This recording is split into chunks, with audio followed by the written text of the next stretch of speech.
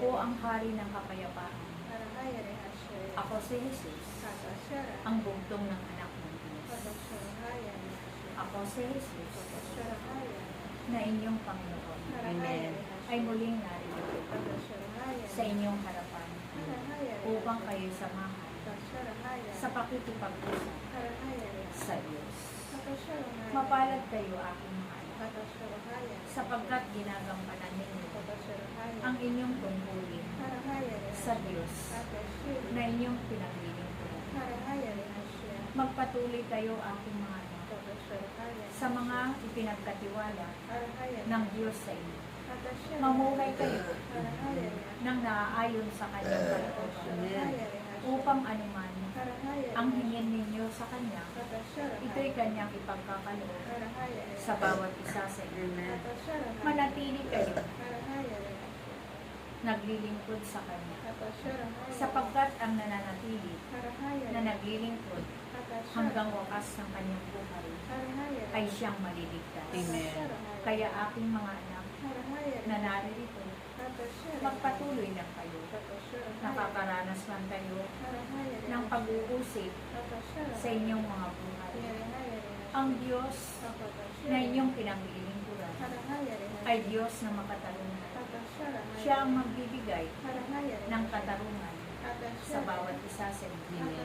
Maging mababalang kayo.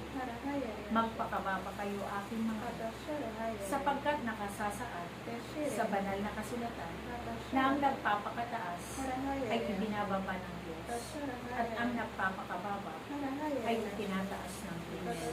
Kaya aking mga anak, patuloy lang kayo sumunod sa mga utos ng Diyos. Patuloy ninyong sundin ang mga mahalagang utos ng Diyos.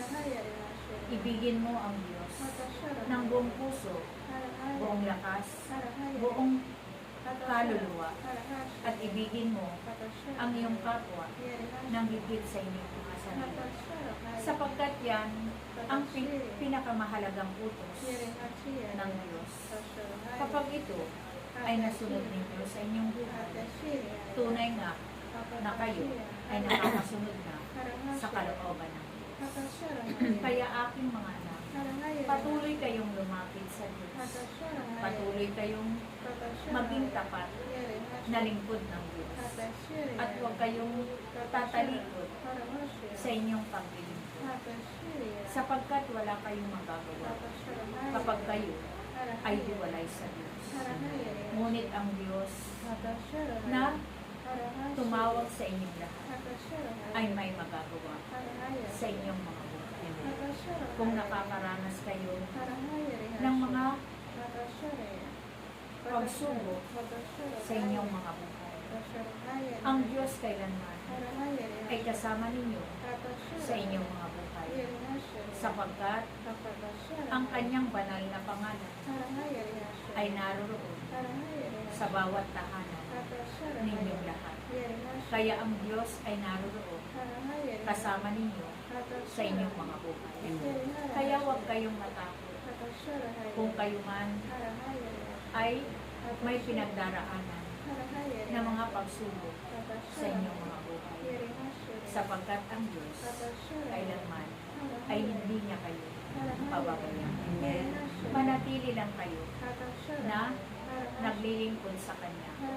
Manatiling sumunod sa kalooban ng Diyos upang makamit ninyo ang pangako ng Diyos na kaligtasan at buhay na walang hanggan.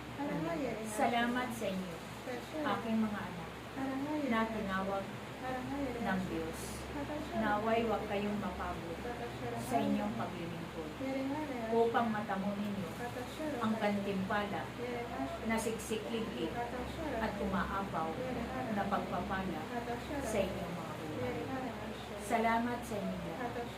Magpatuloy kayo, humayo, ipalaganap ang salita ng Diyos upang ang mga tao ay maunawaan din nila ang tama at mali sa kanilang mga buhay.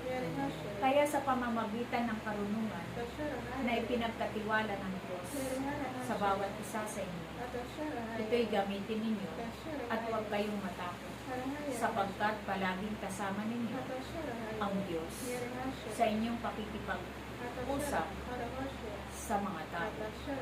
Kaya magpatuloy lang kayo sapagkat ang Diyos ay kasama ninyo sa inyong mga buhay. Salamat sa inyong lahat. Praise Yahweh. Hallelujah.